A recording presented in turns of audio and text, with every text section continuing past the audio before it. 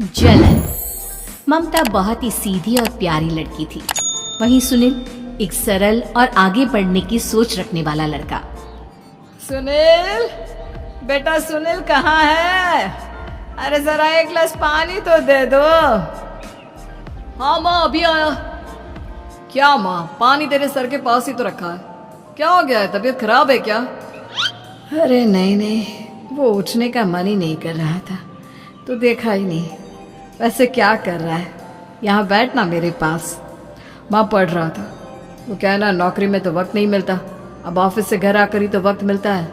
अच्छा अच्छा ठीक है, पढ़ ले जा बेटा। सुनील पढ़ लिख कर और आगे बढ़ना चाहता था, लेकिन माँ की तबीयत खराब देखकर सोचता है कि शादी ही कर ले। कब तक माँ का ख्याल वो अकेले रख पाएगा? तो एक दिन, माँ ये ममता है, मैंने इससे शादी कर ली है। तुम्हारी तबीयत भी ठीक नहीं रहती तो मैंने सोचा शादी कर लेता हूँ। घर संभालने वाली और तुम्हें संभालने वाली कोई आ जाएगी तो अच्छा रहेगा। माँ अचानक से सामने बहू देखकर हैरान रह जाती है। बेटा ये क्या बात होती है? न बैंड, न बाजा, न दहेज, न शगुन, ऐसा कैसे बहू आ गई? माँ तू तो जानती है मैं नौकरी के साथ पढ़ाई कर रहा हूँ, तो कहाँ से इतना पैसा बचा पाता कि धूमधाम से शादी करता। वैसे भी माँ लोग तो आकर खाकर निकल जाएंगे, इसलिए बस वैसे ही। माँ जी मैं आपका ख्याल रखूंगी, वैसे भी ये आगे की पढ़ाई कर रहे हैं, अच्छा कुछ कर गए तो सबके दिन फिर से अच्छे आ जाएंगी। सास को ममता की बात ठीक तो लगती है, लेकिन मन में कहीं ना कहीं लगता है कि कहीं बहू बेटे को लेकर फुर्र ना हो जाए और फिर तो वो रह जाएगी अकेली। बेटा देख, मेरा जो कुछ भी है वो सुनील ही है, और सुनील का भी अब इस दुनिया में मैं ही हूँ और कोई नहीं। क्या सुनील? बिल्कुल माँ, लेकिन आज से ममता भी मेरे जीवन का अहम हिस्सा है, जैसे तू है। सास को बड़ा बुरा लगता है कि उसकी सल्तनत में कोई और हिस्सेदार कैसे हो सकता है। कैसे कोई और उसके 30 साल के बेटे की जिंदगी में अचानक से आकर बराबर का हिस्सेदार बन सकता है। देख बहू, मैं भले थोड़ा बीमार रहती हूँ, लेकिन इसका मतलब यह नहीं कि घर की चीजों में मेरा कंट्रोल खत्म हो गया है। मैं आज भी इस घर की रानी हूँ, समझी? बेटा सोचता है कि ये माँ को अचानक से क्या हो गया। कल तक जो माँ कहती थी कि जिंदगी का कोई भरोसा नहीं, वो अचानक से जंग के मैदान की झांसी की रानी कैसे बन गई? माँ क्या हो गया है? सब ठीक है ना? अचानक कैसी बात कर रही हो? ममता का आज पहला दिन है, स्वागत करो उसका। आसपास की आंटियों को बुलाओ, नई दुल्हन की मुंह दिखाई करवाओ। खैर, सास होने का फर्ज निभाती है और बाद में एक सहेली के साथ बाहर निकल जाती है। क्यों री बताया नहीं कि बेटे का ब्याह कर रही हो? वैसे तो सारा दिन हम ही में घुसी रहती हो। अरे मुझे भी तो अभी पता चला, यूं अचानक सर पर लेकर आ गया। कहता है बहू है माँ तुम्हारी, अब इसको भी इतना ही मैं प्यार करता हूँ जितना तुझे करता हूँ। लो जी, ये क्या बात हो गई? क्यों इतना प्यार करता है? अरे माँ का प्यार तो ज्यादा होता है। अब उसको तो कोई दूसरा पति मिल सकता है, लेकिन तुम ही बताओ, क्या माँ की ममता किसी और की हो सकती है? ना जी ना, बेटे को समझाओ ये बात। अरे क्या समझाऊं, मुझे तो खुद ही समझ में नहीं आ रहा कि क्या हो रहा है। जो बेटा कल तक माँ माँ करता था, अचानक से बीवी बीवी का राग आलाप रहा है। देखा, उसकी बीवी ना सुंदर और जवान है। सुंदरता के आगे तो एक से एक नहीं टिके, तो तेरा बेटा किस खेत की मूली है? सास को भी समझ में आ जाता है कि बहू की सुंदरता के आगे माँ का प्यार किसी काम का नहीं। उधर बीवी, ए जी, अम्मा जी सहेलियों को छोड़ने गई थी, अभी तक आई नहीं, हम देख आए क्या? अरे रहने दो ना, आ जाएंगी। कहाँ जाएंगी, उनकी आदत है, एक बार जाती है तो पूरी पंचायत खत्म करके ही आती है। अच्छा ही है, खाना वाना खा कर गई होगी। छोड़ो ना, घूमेगी तो खाना पचेगा, नहीं तो ऐसे ही खाट पकड़ लेगी। बहू भी शांत हो जाती है। उधर सास सोचती है कि आज थोड़ा देर से ही घर जाती हूँ, जब बेटा परेशान होकर ढूंढेगा तब मजा आएगा। बीवी को खुद ही पता चल जाएगा कि माँ के आगे उसकी दाल नहीं गलेगी।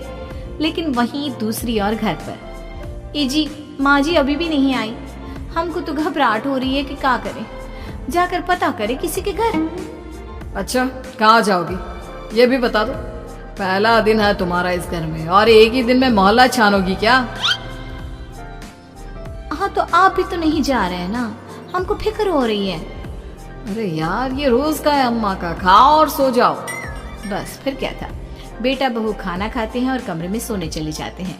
उधर जब सास को कोई देखने नहीं आता तो वो हार कर घर आ जाती है, जहाँ वो देखती है कि सारे घर की लाइट्स बंद है। सास को गुस्सा आता है। बहू, ममता बहू कहाँ हो? लेकिन सारे दिन की थकी बहू को ऐसी नींद आती है जैसे किसी ने भांग की गोली खिला दी हो। वो तो नहीं उठती।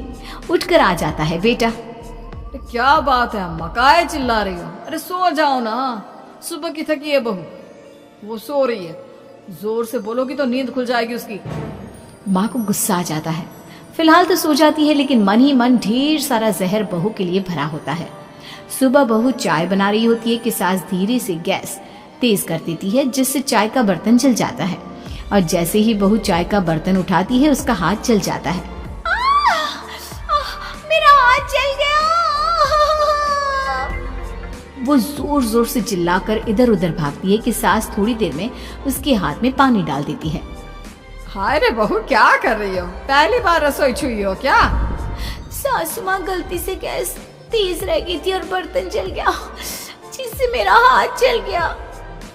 हाय रे, कितना गंदा दाग। छी छी छी छी, मुझे तो उल्टी आ रही है तेरा गला हुआ मांस देखकर। तू ना मुझे अभी साथ से खाना मत लगाना। बहू भी खुद का हाथ देखती है तो उसे भी रोना आ जाता है। कुछ दिनों के बाद सास की सहेली आती है, बहू चाय बनाकर लाती है। उसके जाने के बाद सहेली कहती है, बहू की सुंदरता ऐसी है कि कोई भी दीवाना हो जाए। वैसे तेरे बेटे का क्या हाल है? अरे वैसा ही है, बहू के पीछे लट्टू। क्या करूं, कुछ समझ में नहीं आ रहा। मैंने तो बहू के चेहरे पर दिवाली के पटाखे की चक्री फेंक दी, उसका पूरा चेहरा जल गया। अब देखो ना रही सुंदरता, और ना ही अब मेरा बेटा उसे पूछता है। अरे अब तो वो उसे छोड़कर दूसरी भी देखने को बोल गया है मुझे। बहू सारी बात सुन रही होती है। आंटी एक बात बताइए, क्या भरोसा है कि दूसरी सही आए और आपके अनुसार रहे? देखिए आंटी, मेरी सासू माँ को गलत बात सिखाने की जरूरत नहीं है। हमारा परिवार साथ में खुशी से रह रहा है। देख बहू, मेरी सहेली की बेइज्जती ना कर, वही अच्छा रहेगा तेरे लिए, समझी? बहू नहीं मानती है। वो बार बार उनकी सहेली को घर से निकल जाने को कहती है। तभी सास की सहेली पास के चूल्हे से लकड़ी लाकर बहू के चेहरे पर लगा देती है। बहू जोर जोर से रोने लगती है। अरे ये क्या कर दिया? मैंने कहा किया, ये तो तूने किया।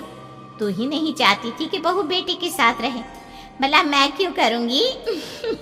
मैं तो चली, निपटो अब। बहू रो रही होती है, दर्द से चिल्ला रही होती है, लेकिन सास उसे डॉक्टर के पास नहीं ले जाती।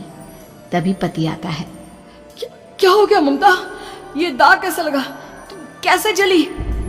ममता कुछ नहीं कहती, बस दर्द से करा रही होती है। पति माँ की तरफ देखता है। हो ना हो माँ, ये पक्का आपका काम है। आप ही ममता से जला करती थी ना।